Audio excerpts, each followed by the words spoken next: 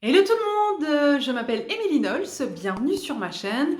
Aujourd'hui, on s'attaque à un très gros sujet, c'est le perfectionnisme.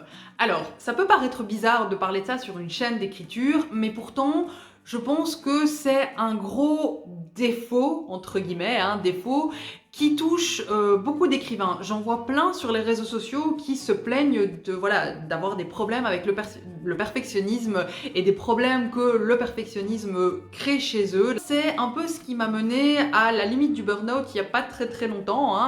Quand je me suis écroulée là au mois de janvier, c'était clairement à cause de ça. Donc voilà, je me suis dit c'est l'occasion d'en parler et d'essayer de voir comment est-ce qu'on peut arriver à maîtriser cet aspect de notre personnalité qui nous pose tellement de problèmes. Ce perfectionnisme peut s'exprimer de différentes façons. Je vais vous en donner quelques-unes qui bien entendu ne sont pas les seules mais qui sont assez courantes. C'est la procrastination, c'est clair et net, la peur de l'échec, le besoin de tout contrôler, la philosophie du tout ou rien, la paralysie du perfectionniste, le manque de confiance en soi ou le manque d'estime de soi et la dépendance au travail. Par exemple, ça c'est parmi les manifestations les plus courantes du perfectionnisme maladif. Alors concrètement, en matière d'écriture, comment est-ce que ça peut s'exprimer ? Je vais vous donner quelques exemples et vous allez me dire si ça vous parle, si ça vous semble familier. Vous avez une histoire en tête que vous avez envie d'écrire, mais vous n'êtes pas sûr de vous. Vous n'êtes pas tout à fait certain de savoir par où vous allez aller. Donc, vous repoussez sans cesse, sans arrêt le moment de commencer à écrire parce que, après tout, ça ne sert à rien de commencer si vous n'avez plus d'idées à partir de la 10e page. Donc, vous allez peut-être décider de plutôt commencer par créer le monde imaginaire dans lequel vos personnages vont évoluer et vous passez des mois et des mois et des mois, voire des années à développer tout ce monde imaginaire. Vous créez des cartes, vous allez même jusqu'à créer un réseau d'égouts alors que vos personnages n'y mettront jamais les pieds. Et quitte à parler de vos personnages, vous voulez être sûr de les connaître de fond en comble avant de commencer à écrire. Donc vous allez faire leur arbre généalogique sur 10 générations, vous allez développer une backstory de malade jusqu'à connaître le nom de leur nounours préféré quand ils étaient enfants, ou leur parfum de glace favori, ou le nombre, je sais pas, de grains de beauté qu'ils ont quelque part sur le corps. Vous voulez être sûr de bien les connaître avant de commencer à écrire. Quand vous avez fini de développer tout ça, après tous ces mois, voire ces années de travail, de backstory et de création de monde, vous allez enfin commencer à écrire votre histoire. Et là, vous écrivez votre premier chapitre, éventuellement le deuxième, et vous vous dites « Non mais ce chapitre il est merdique, non ça va pas ça, je peux pas laisser ça comme ça, il faut que je le réécrive là, je peux pas laisser ça comme ça ». Donc vous allez réécrire le premier chapitre. Et puis encore, et encore, et encore, et encore, et encore, jusqu'à ce que ce chapitre vous convienne, jusqu'à ce qu'il soit parfait. Tant que vous n'avez pas votre premier chapitre ou vos 2 premiers chapitres qui sont parfaits, vous n'allez pas plus loin. Et puis là, vous n'avez plus de jus. Vous êtes complètement vidé créativement parlant parce que vous avez mis tout ça dans la réécriture sans cesse, encore et encore, de ce premier chapitre ou de ces 2 premiers chapitres et vous êtes drainé, vous n'avez même plus envie d'écrire le reste de l'histoire parce que juste, vous en pouvez plus. Donc vous vous dites que vous n'arriverez jamais à publier ce roman et que de toute façon, même si vous le faisiez, il est tellement nul que personne ne le lirait, ça n'intéresserait personne. Et quand enfin vous finissez par publier votre roman, vous vous rendez compte que sur le temps que ça vous a pris à vous d'arriver à le publier, il y a des auteurs qui ont publié 3, 4, 5 romans et du coup vous vous dites qu'au fond, vous n'êtes peut-être juste tout simplement pas fait pour être auteur parce que clairement les autres arrivent à publier 3, 4, 5 romans quand vous avez eu du mal à en publier un seul. Voilà. Je ne dis pas que vous allez vous reconnaître dans tous ces points, mais je pense que si vous souffrez de perfectionnisme maladif, il y en a quand même quelques-uns qui vont vous parler. Mais l'un dans l'autre, tous les exemples que je vous ai cités, ça fait partie de l'activité d'auteur. Commencer à réfléchir à ses personnages, à leur backstory, commencer à créer l'univers, tout ça, ça fait partie de l'activité d'auteur. Le problème, c'est quand ça devient obsessif, entre guillemets. Je pense que c'est important de ne pas juste rester avec ce perfectionnisme, d'essayer d'arriver à le gérer de façon plus saine. Alors, je dis pas que moi, je le gère haut la main et que j'ai plus de problème, c'est clairement pas le cas. Comme je vous ai dit, j'ai failli finir en burn-out à cause de ça il y a pas très longtemps, donc voilà. clairement, j'ai encore du mal par rapport à ça, mais j'ai commencé à identifier quelques pistes qui me permettaient d'arriver petit à petit à contrôler ça. La première étape, c'est de prendre conscience du problème. Avec les exemples que je vous ai donnés, ça vous permettra peut-être de mettre le doigt dessus si vous n'en aviez pas encore conscience. Mais c'est non seulement important de se rendre compte qu'on est un perfectionniste maladif, mais c'est aussi important de se rendre compte de comment ça se manifeste chez nous. Pour moi, le signe le plus évident de ce perfectionnisme, c'est la paralysie qui l'entraîne. Et quand je dis paralysie, le plus pervers, mais je pense que c'est aussi le plus répandu, ce sont les auteurs qui vont se perdre dans le world building. C'est des auteurs qui vont passer des années, et quand je dis des années, c'est pas rien, quoi. J'ai vu parfois des auteurs qui parlaient de ce qu'ils faisaient avec une certaine fierté, et je dois dire que j'ai pas compris, mais qui disaient que ça faisait par exemple 7 ans qu'ils étaient en train de travailler sur leur univers et qu'ils développaient leur univers. Il faut le faire, c'est pas ça. Mais pas pendant 7 ans, quoi. Enfin, au bout d'un moment, il faut commencer à écrire, parce que souvent, le problème, c'est ça. C'est quelqu'un qui va rester pendant des années dans la création de monde, mais qui aura toujours pas écrit une seule ligne de son histoire. Et c'est ça le problème. Donc, oui, la création de monde fait partie de l'écriture, c'est même un des éléments les plus importants, mais à partir du moment où vous commencez par passer des années à développer votre monde et que vous n'avez toujours pas écrit une seule ligne, c'est là qu'il y a un problème. Et c'est là que ça va pas et qu'il faut se poser la question. Bref, tout ça pour dire que la paralysie de l'écrivain, peu importe comment elle s'exprime, que ce soit je reste bloqué devant ma feuille, et il faut que quand je commence à écrire, ce soit parfait directement, sinon c'est pas la peine de commencer.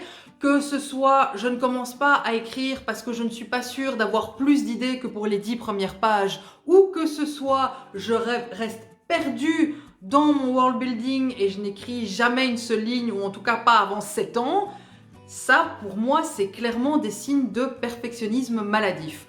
Donc c'est très important, comme première étape, de se rendre compte, de prendre conscience du fait qu'on est concerné par le problème et qu'il faut qu'on essaie de réagir.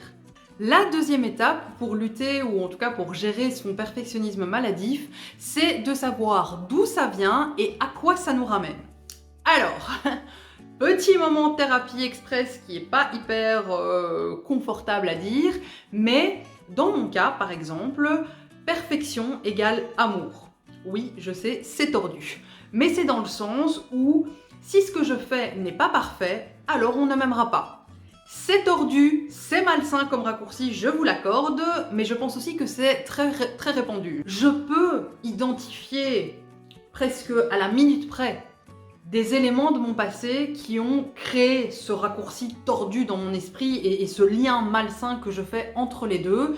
Franchement, je peux identifier les souvenirs, les événements, les personnes, les moments qui, à répétition, voilà, ont commencé à créer ce perfectionnisme maladif.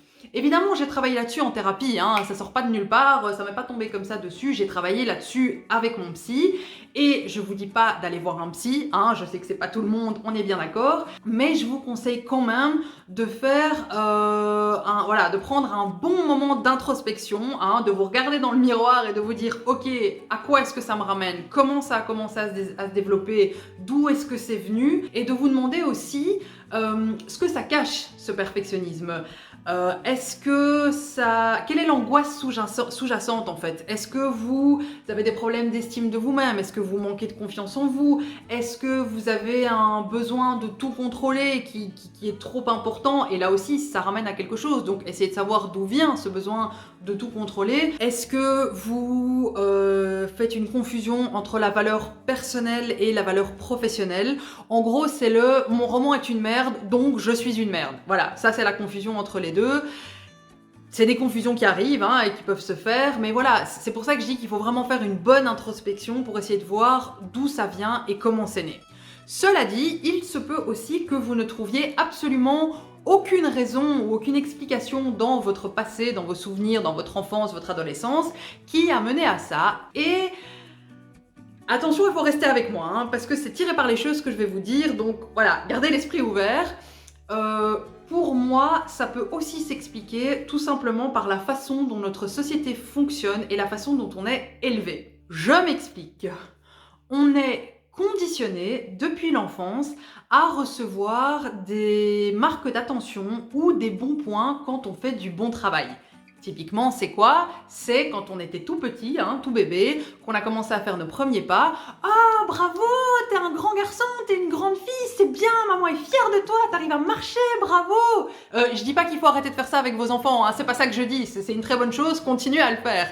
Mais voilà, depuis qu'on est tout petit, on est habitué à recevoir cette reconnaissance extérieure et ça a continué une fois qu'on était à l'école puisqu'on a été conditionné à recevoir des bons points et des bonnes notes quand on faisait du bon travail. Fatalement, on a tous été élevés à devenir accros à une reconnaissance extérieure qui va confirmer ou pas notre valeur. Et il se peut que ce soit simplement, voilà, cette façon, ce système éducatif, cette façon dont la société fonctionne, qui a créé chez vous cette impossibilité à trouver une reconnaissance ailleurs qu'à l'extérieur et donc à avoir besoin d'être sûr de produire le travail parfait pour être sûr d'avoir le bravo mon bébé, tu es un grand garçon ou le tiens 10 sur 10 pour ton roman parce qu'il est excellent. C'est une piste aussi, c'est possible aussi. Attention, je ne dis pas que le fait de trouver la raison qui explique ce perfectionnisme maladif va permettre de le faire disparaître, c'est pas ça que je dis. C'est juste que ça va vous permettre d'identifier plus facilement les moments où ça se manifeste et où ça s'exprime et ça va vous permettre aussi de, entre guillemets, rattraper le coup, de pouvoir réaliser au moment même que vous êtes en train de perdre la bataille et que c'est le perfectionnisme maladif qui a pris le dessus et donc de vous arrêter et de prendre du recul pour voilà, vous dire ok stop, là je vais prendre un moment pour souffler et pour revenir à un état d'esprit plus posé et plus efficace quelque part que juste mon Dieu non il faut que ce soit parfait. Dans mon cas par exemple, quand je me rends compte que je suis partie là-dedans, il faut que je m'arrête et que je me dise ok stop, c'est pas parce que ce que tu fais sera parfait que ça veut dire que tout le monde va t'aimer, hein, et c'est pas non plus parce que ce que tu auras produit ne sera pas parfait que tout d'un coup tes proches ne vont plus t'aimer. Les deux n'ont aucun lien, donc stop, hein, on arrête. Voilà, c'est dans ce sens-là où je dis que c'est important d'essayer de savoir d'où ça vient, comment ça s'exprime et comment du coup vous pouvez briser un peu le cycle quand vous êtes dedans. La troisième étape, pour rejoindre un peu ce que je disais, c'est d'apprendre à reconnaître le moment où c'est le bon perfectionnisme qui s'exprime et le moment où c'est le mauvais perfectionnisme qui s'exprime. Le bon perfectionnisme, c'est tout simplement celui qui va vous permettre d'être le plus consciencieux et méticuleux possible pour être sûr qu'il n'y ait pas des trous dans l'intrigue, pour être sûr que vous n'avez pas à un moment un personnage qui a le bras gauche amputé et puis 4 chapitres plus loin c'est le bras droit qui est amputé. Voilà, c'est celui qui va vous permettre de faire du bon travail et d'être sûr que tout tient la route, tout est cohérent. Le mauvais perfectionnisme, on en a assez parlé, hein, j'ai donné assez d'exemples. Si vous vous retrouvez à être complètement paralysé parce qu'il faut que ce soit parfait dès le début, voilà, ça c'est du mauvais perfectionnisme et c'est pas la peine de s'attarder là-dessus. Et enfin, la quatrième étape, c'est sans doute la plus difficile malheureusement, c'est de relativiser et de revenir à l'essentiel.